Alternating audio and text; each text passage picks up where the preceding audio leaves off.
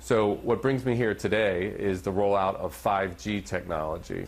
We know people are already getting sick from the lower frequencies, and we expect, that is our scientists expect, that these higher, ultra-high frequency microwaves are going to bring people to disease quicker and in a more intense form. So there's a new wireless technology, 5G. So right now we're at a lower frequency, like 1 to 3 gigahertz. This is now 24 to 90 gigahertz. Just to put that in perspective, 90 gigahertz is 90 billion electromagnetic waves per second hitting and going through your cells every second. That is far from natural. Your heart has a circuit, has electricity to it. Your brain has electricity to it. It's about 8 to 10 hertz. This is billions of times more than what's natural. And 5G is being forced on us. In California, SB 649 is going to make it so they can put one of these transmitters in front of your house. And 5G doesn't travel very well because it's very dense. And so they have to put a transmitter about every 2 to 10 homes. And they're not going to ask you about it. They're just going to put it in front of you, exempt from any health, safety, or environmental review. On streetlights. On streetlights, on poles in front of your house, on any kind of fixture that can get what they want, and it's not going to be your choice. There's not going to be any consent, and I got to tell you, it's not a very American thing to do, and these bills are stripping away your constitutional rights to protect yourself and your families. Now, this is a big problem because we know that cancer rates around regular cell towers are about 3 or 4 times what they normally should be. We also know that there's neurological symptoms that increase as you get closer and closer to a cell tower. Now, these new transmitters are going to be placed close to people's homes. It's going to be continuous exposure as with other cell towers, but it'll be emitting a much more higher frequency, high intensity wireless radiation. Yeah, there are 600,000 cell phone tower sites in the United States. They're everywhere, on the sides of buildings, streetlights, water tanks. But Team 10 learned thousands of those towers violate federal rules that are supposed to keep workers safe. Benjamin Rivas has worked on cell phone towers for 14 years. I was dealing with them day in and day out. Depression, and I get headaches from time to time, and mood swings and stuff. From what I hear, they're putting off radiation like you wouldn't believe. As you can see, this one right here. That's what they are. 5G microwave death machines. I mean, whatever they are. They're not telling us what they are, and they appear to pop up overnight. This is one woman's experience of living on the top floor under cell antennas for 2 months. It started with my daughter. She initially got a rash on her leg that was sort of unexplainable, and when she was trying to explain to me what it felt like, she kept saying it was kind of funny because it wasn't hurting inside or on the skin. She said it was hurting in the skin. And then a few days later she got another rash on her arm, and then another small kind of stranger rash, and it was the same thing. And then one day in the kitchen she was holding something and she dropped it because she said it felt like the blood in her hand went cold and in a wave along her hand to her fingertips, and then her hand stayed numb for about 15 minutes. Do not review this technology and do not speak on its safety. The American Cancer Society has never done a study on this and receives huge donations from the wireless industry. What they don't tell you is that the FCC guidelines do not cover children. They do not cover pregnant women. They were meant for short-term exposures. And this is incredibly important, and they're leaving out this facts. The organizations that set these standards, the IEE, are all scientists that were hired and from the wireless organizations. The FCC chairman is now the former main lobbyist and CEO of the Wireless Trade Organization. He is pushing this program for a very clear reason. He wants to push this program because he wants to have free reign and deploying cell tower transmitters all over this country and avoid the zoning process and public input. There was no public input because the design of this program was to prevent public input. They're popping up outside bedroom windows and school campuses, despite objections from across the country. 5G can be a tremendous boom to California, but only if it can be put up quickly and easily. Hayward Assemblymember Bill Quirk co-authored legislation that would make it even harder for cities like Piedmont to object to a tower. You wouldn't have to go through the Planning Commission, through the City Council. The former NASA scientist says he may resurrect the bill recently vetoed by the governor. I know scientifically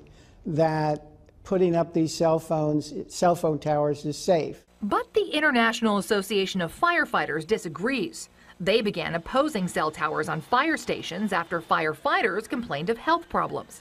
What's also important for people to understand is the FCC is dominated by the wireless industry itself. And the FCC are the people that are given the responsibility and privilege of regulating wireless radiation human exposure standards. So unfortunately, the FCC, whose chairman, who just left, and they change with every administration, was the former main lobbyist and the former president of the wireless trade organization CTIA. So the agency that's been given the responsibility and privilege of maintaining and setting our human exposure standards for wireless radiation are the people who profit and benefit from the proliferation of wireless technology and the transmitters that empower it. Do you not realize what is in store for people right now? Do you realize what they're doing with this stuff? Do you realize what this stuff does? These towers are weaponry. These systems are weaponized. We are being herded into the compact cities and they're putting the towers in. Now they're going to be putting in the microcells instead of these huge towers that are already in place, with power generating systems the size of shipping containers next to them, with cables 4 to 5 inches in diameter capable of handling hundreds of thousands of volts, what, for 5 watts of power? Are you freaking kidding me? These people, tell your kids we're overpopulated. These people that run things like Mr. Gates, Prince Philip, Mr. Rockefeller, the Rothschilds, all these people talk about how to reduce the population to 95% down from what it is right now. We are in the midst of a silent war. They're not going to fire a shot, folks. They're going to cook you. And they're going to do it with invisible radio frequency emissions. It's a $100 million MTA project full of secrecy, with 18 of these for the tunnels and bridges. So what are they exactly? Are you saying you can't comment to me? That's the MTA's man in charge of bridges and tunnels, Cedric Fulton, dodging our questions. Here we are on the roof of an architecture firm in this beautiful space that this person lives in. I'm going to show you the first thing right here. Stay back. Radio frequency energy may exceed exposure limits. This person just found out recently that they have cancer, and they've actually been helping their son for the last year or so, who's 25, who also has cancer. And I'm going to show you what is behind this building, and I'm really, really shocked. So here we go. Here's this door. And we're gonna just step in here very briefly because it's really intense in here. So this is cell phone towers. They continue to go up. Why? Residents are demanding answers tonight, demanding to know why dozens of cell phone towers are quietly appearing on their streets with no explanation and no notice. I think we're so concerned about it because they're not telling us what they exactly are, and they didn't notify us prior to them being installed. This is emitting radiation, and no one has answers for us. This needs to come down. This is a bus stop. This is too close to residential homes. This should not be in a residential area. But this goes way back. The 1996 Telecommunications Act that was passed in 1996 by Bill Clinton had Section 704 that banned by law looking at health and safety when they put cell towers in. This is how they built out the whole network. They've known about health effects for decades. The military is using these frequencies at 95 gigahertz. And remember, they're talking about 24 to 90 gigahertz for this as a biological weapon for crowd control. So on the one hand, the FCC is saying it's completely harmless. On the other hand, the military is using it as a biological weapon. Somebody's lying. It's possible to entrain a certain percentage of a population, apparently, with weak magnetic fields. Joined the Royal Navy in 1960, and I specialised in microwave warfare. Radar, obviously, which uses microwave, but they don't just teach you radar, they teach you all about microwaves and other uses.